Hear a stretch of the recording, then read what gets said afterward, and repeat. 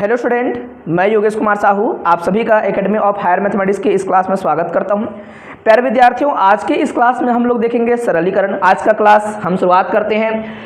सरलीकरण के लिए मैंने अपने शब्द जितने भी यहाँ पे लिखा गया है वो केवल और केवल मेरे शब्द हैं। आपको कहीं किसी पीडीएफ किसी नोट्स में नहीं मिलेगा। मुझे जो फील होगा मैं लिख देता हूँ समझाने के लिए, ओके। और हर टीचर ऐसी जो मार्केट में बुक लिखता है भगवान ने थोड़ी लिखा है ना, वो इंसानों ने लिखा है। समझ बूझ के एक तरीके में एक दायरे में उसको सेट करते हैं ताकि लोग को समझ आए करके। मैंने क्या लिखा है यहाँ पर, यदि सरलीकरण में क्रम का ध्यान न दिया जाए तो सरलीकरण आपके लिए बहुत कठिन हो सकता है कई बार, और आपका आंसर भी गलत हो सकता है। तो सरलीकरण में कुछ बातों को ध्यान रखना पड़ता है ना।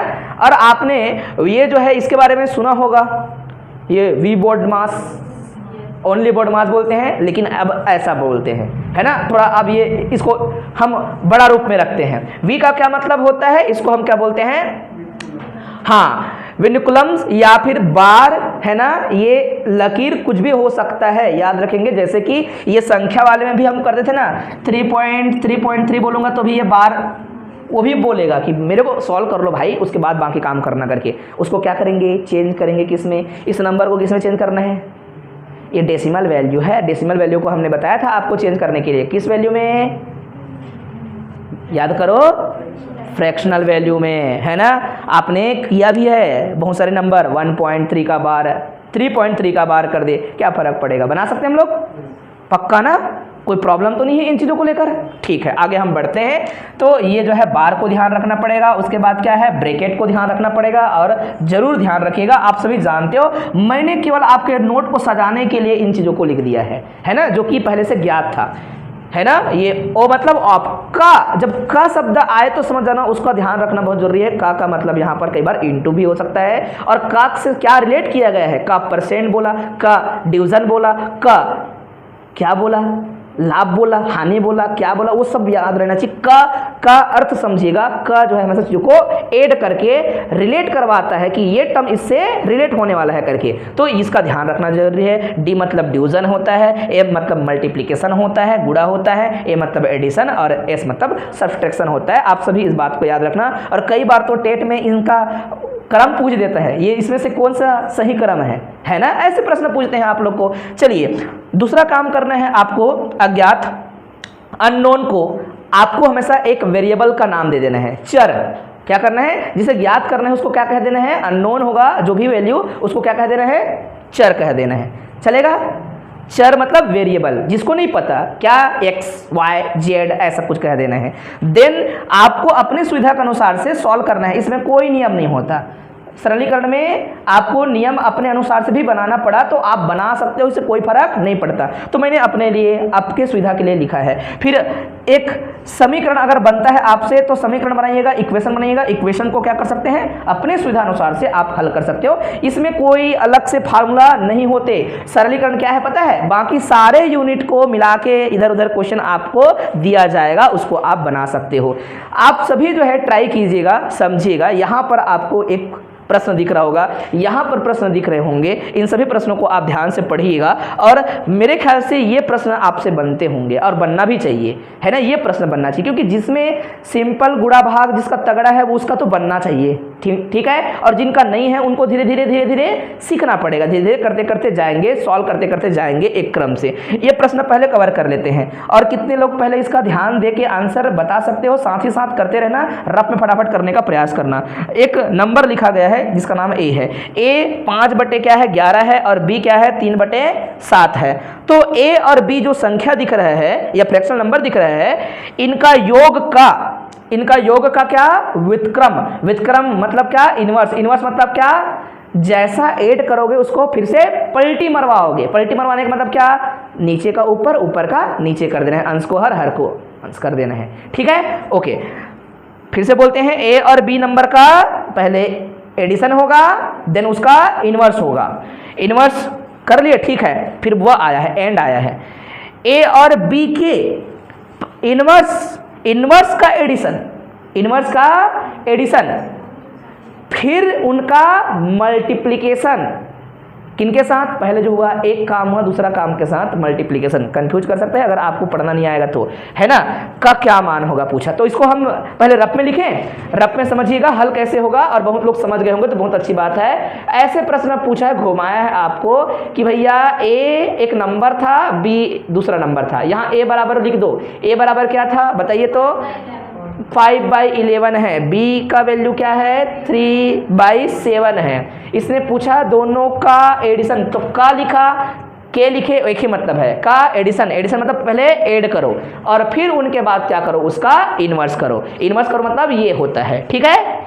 हेलो जी, इसको पहले सॉल्व कर ले हम लोग। इसको सॉल्व करेंगे तो a को आप क्या करेंगे, मतलब 5/11 को जोड़ेंगे 3/7 से, ठीक है। और बाद में इन्वर्स करना है। इन्वर्स मतलब पावर -1 को इन्वर्स कहते हैं, बाद में उनको पलटी कर देना है, ठीक है। आप सॉल्व करके समझ गए होंगे इसमें क्या आने वाला है। इधर तो समझ गए होंगे कि 77 लिखना चालू किए तो अब उत्तर दिख गया लगभग, है ना। और उसको लिखे नहीं होते तो, इसलिए मैथ्स में क्या जरूरी है? पेन चलाना जरूरी होता है। समझ आया? कभी भी ऐसा देखोगे तो चलाने का प्रयास करना, आपको आंसर दिखेगा। और सरलीकरण बिना पेन चलाए नहीं बनता, हमेशा पेन चलाना पड़ेगा आप लोग को, ठीक है। और कई बार तो क्वेश्चन पीछे के जो पढ़े थे उसमें दिख जाता है, इसमें नहीं दिखता। तो आपने निकाल दिया 77 आएगा, दोनों का एलसीएम, है ना। और 77 बिल्कुल ठीक है। और यहाँ पर 7 5 6 35, और यहाँ पर क्या लिखेंगे? 33, और यहाँ इनवर्स होगा। इनको आपस में जोड़ दीजिएगा तो क्या बनने वाला है जी? 67/77 आएगा। इनका इनवर्स करना है। इनवर्स किया मतलब क्या हो जाएगा? 77 यहाँ 68 हो जाएगा, है ना, क्योंकि यहाँ पर 5 3 8 होगा, ओके। और 77 अब क्या हो जाएगा? 68। ये संख्या मुझे मिल गया। तो इसमें यहाँ तक काम हुआ है। समीकरण नंबर क्या है ये? a प्लस में b का इनवर्स, ये समीकरण नंबर 1 है। अब फिर क्या पूछा इसने? इसके बाद वह के बाद एंड हो गया। a और b के इनवर्स का एडिशन करना है। क्या करना है? इनवर्स। इनवर्स मतलब पहले क्या करना है? ए का इनवर्स एंड करके, फिर प्लस में बी का इनवर्स, दोनों का एडिशन, दोनों का इनवर्स का एडिशन। तो बताइएगा ए का इनवर्स करना है, इसका ये मतलब है ये तो इनवर्स है ही नहीं, इनवर्स तो क्या होगा? जस्ट उसका उल्टा होगा। तो आप क्या लिखेंगे? ये ऐसे क्वेश्चन बहुत बार पूछा है, बार बार बता रहा हूँ, है ना, ध्यान देना, ठीक। फिर यहाँ पर क्या? 7/3। अब आंसर आपको पता चल गया, लगभग पता चल गया, मान के चलते हैं। दोनों को क्या आएगा? एलसीएम 15, ठीक है। क्रॉस मल्टीप्लाई करना चाहिए, बोलेंगे बिल्कुल सर। तो यहाँ पर आ जाएगा 33, और यहाँ पर फिर क्या आ जाएगा? 35 आएगा।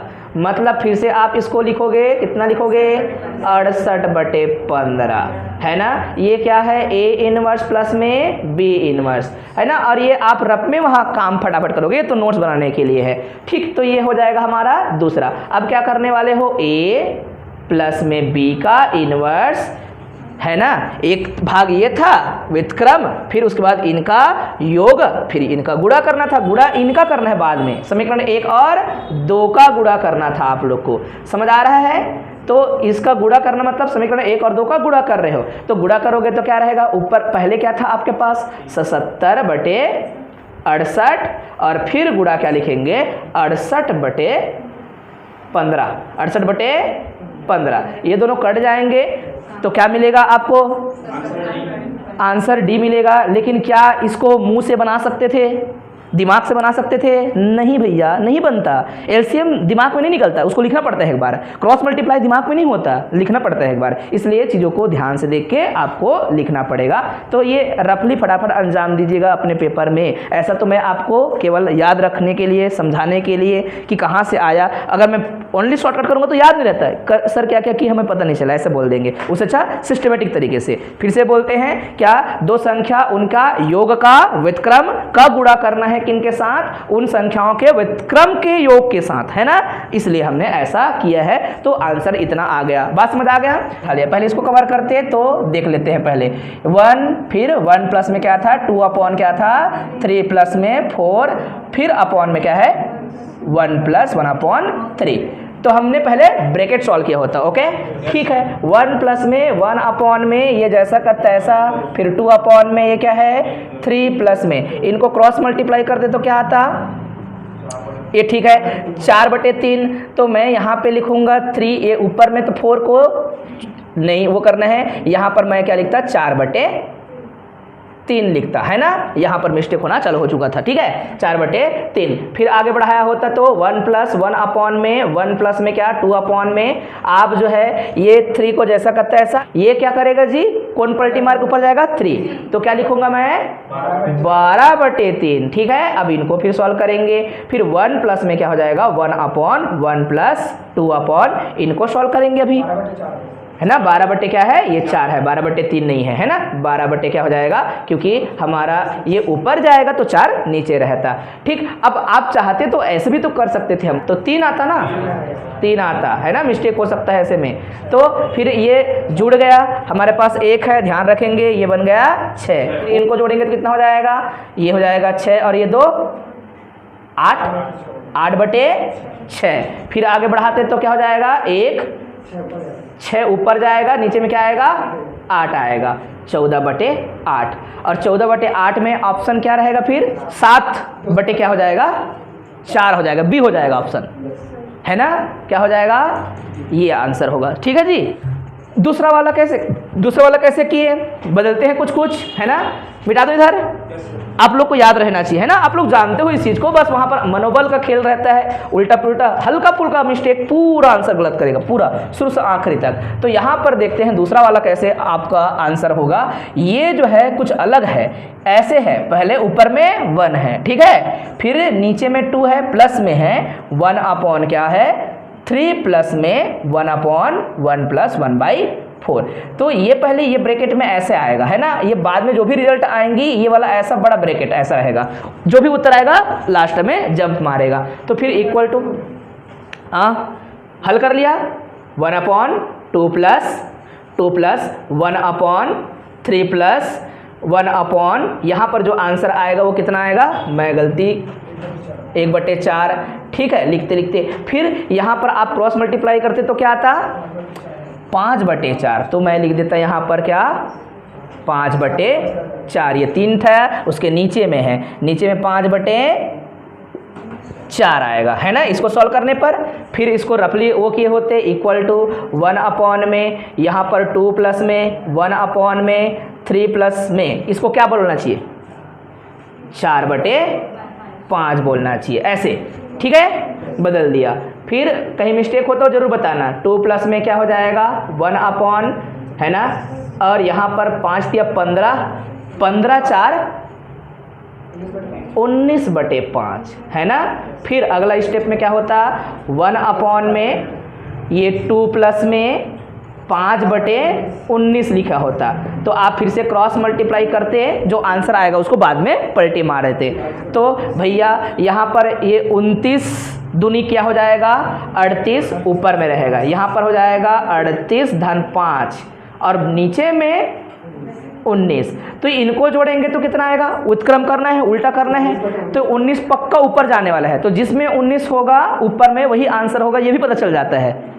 तो 19 ये ऊपर जाएगा ना, क्योंकि 1 ऊपर में है, इन्वर्स होगा, इसका ये मतलब होता है। कोई नीचे में है तो वो पूरा भिन्न पलटी मार लेता है। तो बहुत सारे लोगों ने ऐसा बनाया और बहुत अच्छी बात है। ऐसे प्रश्न बहुत सामान्य प्रश्न होगा, ऐसा कहा जाएगा। गलती लेकिन कैसे होगा आप समझ सकते हो, गलती कैसे होता है। शुरुआत से एक भी मिस्टेक किया मतलब गलती होना चालू हो जाएगा। तो कितना आ रहा है, दूसरा भी तरीके से जोड़ के देख सकते हो। 38 में 5 जोड़ेंगे तो कितना आएगा 43, और 43 ये जो है इधर है, ये पूरा इनवर्स है, नीचे में है 1 के, मतलब इसलिए आप उसको अंश को हर को अंश कर देंगे। ठीक है, कोई भी भिन्न 1 के नीचे हो तो क्या करना है, उसको पलटी मार के लिख देना है। सही है, तो आप सभी ने ये भी समझ लिया। आप लोगों ने ये ट्राई किया, किसका आंसर आया इसका कुछ, आपका डी आ रहा है, कोई नहीं, क्यों कोई नहीं, कितना आ रहा है जो डी में आप बोलेंगे, चेक कर लेंगे। ठीक है, अच्छा कठिन ही रहा, हाँ ओके कोई बात नहीं। और किसी ने ट्राई किया, कितना आ रहा है, डी आंसर आ रहा है। देखो करो, समझते हैं। ऊपर में क्या है 2x, ठीक है। अब आपने लिखा 1 प्लस, क्योंकि जगह ज़्यादा चाहिए रहता है तो मैं ऊपर से लिख रहा हूँ। ठीक, यहाँ पर है क्या 2x, उसके नीचे में जो आना है इसको लिखेंगे 1 प्लस में 1 upon 1 plus x upon 1 minus x, और सबके इक्वल में 1, सबके इक्वल में क्या दिया है 1, वो 1 याद रखेंगे। ऊपर में 2x है, 2x रखो, 1 प्लस, सही लिखाओ ना, गड़बड़ नहीं होना चाहिए। फिर 1 अपॉन में इनको सॉल्व किए होते तो क्या लिखते आप, x 1 माइनस क्रॉस मल्टीप्लाई होगा 1 माइनस एक्स, फिर प्लस में x है ना, और इसके अपॉन में ये ब्रैकेट वाला, इसके अपॉन में 1 माइनस एक्स। ठीक है, कोई दिक्कत? फिर वैसे किया, फिर आगे बढ़ाते हैं, ये 2x रहेगा और इसी के इक्वल में 1 है, ये भूलना नहीं हम लोग को, है ना। ठीक है, यहाँ पर 1 प्लस, आप देखिए जरा इसमें क्या आएगा, 1 अपॉन में 1 आएगा यहाँ पर, और अपॉन में 1 माइनस एक्स ऐसे आएगा। ये दे ब्रैकेट को फिर लिखे हैं दोबारा, इक्वल टू 1 है, ये याद रखेंगे। फिर से हम लिखेंगे यहाँ 2x, इसको कुछ नहीं करेंगे, 1 प्लस, क्या ये जब 1 क्यों हुआ पता चला गया ना, ये पूरा हल हो रहा है ब्रैकेट। ठीक, तो इसको पलटी मारना चाहिए बोलेंगे, हाँ हमारा भिन्न की जो सिद्धांत है वही कहता है, तो पलटी मारे होते तो क्या आता, ऊपर में 1 माइनस एक्स चला जाता, ये ऐसा। ठीक है जी, ये ऊपर जाता, तो नीचे में किसी का 1 आएगा, इसका कोई मतलब नहीं है, फिर आप ऐसे लिख दिए होते। फिर आगे बढ़ते, इक्वल टू क्या है, अभी भी 1 है, तो यहाँ पर क्या हो जाएगा, 2x अपॉन में क्या 2 माइनस एक्स इक्वल टू 1। फिर आप क्या करेंगे, cross multiply, 2x equal to हो जाएगा 2 माइनस एक्स, है ना, तो इधर क्या आ जाएगा 3x और इक्वल टू क्या रहेगा 2, और x का जो वैल्यू आ रहा है 2 अपॉन क्या आ रहा है 3 आ रहा है, और 2 अपॉन 3 कहीं पे ऑप्शन है, 100% आंसर सी है। देखना पड़ेगा भाई, पेपर में तो देखना पड़ेगा हमको, अगर पास होना है तो। ठीक है, कितना आएगा आंसर, और उधर कोई निकाले थे, वेरी गुड, वो बोल रहे हैं मैं निकाल ला रहा हूँ सर के। चलो देखें, ठीक, सरलीकरण में ऐसे ज़्यादा प्रश्न रहते हैं जी, सबसे ज़्यादा प्रश्न ऐसे रहते हैं, ये तो उधर से आ गया, ये सबसे सरल प्रश्न है कहेंगे, क्योंकि न्यूमेरिकली इनको आप सॉल्व कर सकते हो, क्योंकि आपको जोड़ना घटाना गुणा भाग आता है, तो ये इस तरह के प्रश्न बहुत इजी रहेंगे। और ऐसे प्रश्न आपको थोड़ा सा समय लगा सकते हैं, तो ध्यान से थोड़ा सतर्क होकर प्रश्न बनाएंगे, इजी रहता है। तो चलो 3 संख्याओं में से प्रश्न पढ़ते हैं, क्या कहता है, 3 संख्याओं में से पहली और दूसरी संख्या का औसत दूसरी और तीसरी संख्या के औसत से 15 अधिक है। तो पहले इसको मैं ध्यान से लिखूंगा एक बार। तो हल में क्या करना है, हल में क्या लिखोगे, मान लो वे संख्याएं क्या है जी, x y z है। हाँ लेकिन याद रखना ये फर्स्ट है, ऐसा कह रहा हूं मैं, और ये क्या है आपका सेकंड है, और ये क्या है आपका थर्ड है। तो ऐसे भी बोल सकते हो, मान लो प्रथम संख्या x, द्वितीय संख्या y तथा तृतीय संख्या क्या है z है। प्रश्नानुसार से, ये कॉपी में लिखने का तरीका है, प्रश्नानुसार से। ठीक, प्रश्नानुसार से आप क्या बोले होते, ध्यान से देखो तो प्रश्न क्या कहता है, प्रश्नानुसार से पहली और दूसरी संख्या, जब 2 संख्या का औसत निकालो बोलेगा, दोनों को जोड़ के 2 से भाग देंगे। 3 संख्या का औसत निकालो बोलेगा तो 3 को जोड़ के 3 से भाग देंगे। तो पहली और दूसरी संख्या मतलब प्रश्नानुसार से क्या होगा, x प्लस में y अपॉन में 2 ऐसे है, एक साइड पता चल गया मुझे। ठीक है, अच्छा अब यहाँ पर अधिक है शब्द लिखा है, तो अधिक जब भी लिखा रहेगा समझ जाना कि भैया ये इसको कंपेयर किया जा रहा है, किसके साथ कंपेयर किया जा रहा है, इसने जो बोला है उसको मैं रफ में लिखता हूँ, उसने बोला दूसरी संख्या मतलब y और z तीसरी संख्या का औसत से 15 अधिक है। कौन अधिक है, ये वाला नहीं, वो वाला अधिक है। पहली और दूसरी संख्या का औसत दूसरी और तीसरी संख्या के औसत से 15 अधिक है। अब 15 अधिक है मतलब किसके पास ज्यादा है, औसत संख्या ग्रुप में इसके पास ज्यादा है, राइट।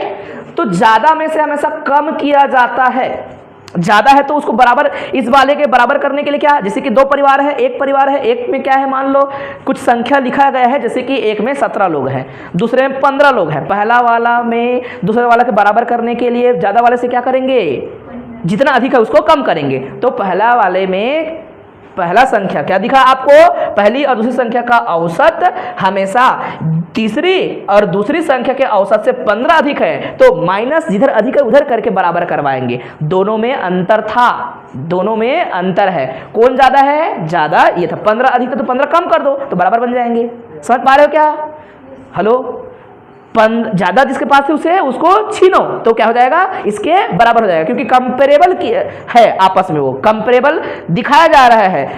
पहली और दूसरी संख्या का औसत जो है दूसरी और तीसरी संख्या के औसत से 15 अधिक है, अर्थात इसके पास ज़्यादा था। बिल्कुल भी आपस में आप देखते तो बराबर नहीं होते, बराबर करने के लिए उससे 15 छीना जाता।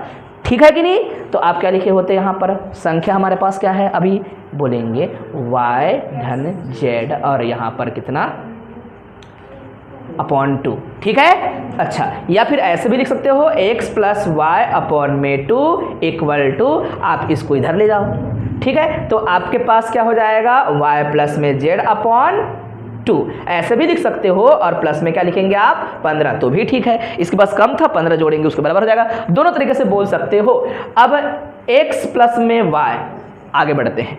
x प्लस में y, तो क्या मैं इस 2 को इधर पक्षांतर कर दूं? जब कोई चीज़ बटे में हो, दोनों साइड से आप बटे से काट दो, जिसके पास बटे नहीं है उसमें गुणा कर दो। ठीक है? कहने का मतलब त्रिया गुणा ही होता है, उसका यही मतलब होता है। ये पीछे से इधर जाएगा तो यह कट जाएगा, लेकिन इसमें गुणा हो जाएगा। y plus 2, right? यहाँ 2 आया होता वो कट गया, लेकिन यहाँ 2 क्या बन जाएगा? 30 बन जाएगा।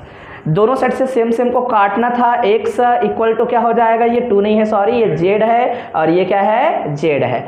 तो ये यहाँ पर क्या आ गया? z प्लस में 3। पहला और तीसरा संख्या का अंतर इसमें ना निकालना नहीं था हमको, वो खुद इक्वेशंस का आंसर है, इक्वेशंस ही है वो। तो इक्वेशंस क्या है? इस प्रकार से आया, वही रिजल्ट है। 2 अननोन वेरिएबल, कौन कौन सा? पहला और तीसरा का अंतर क्या है? 30 है, अर्थात आंसर इनमें से कोई नहीं है।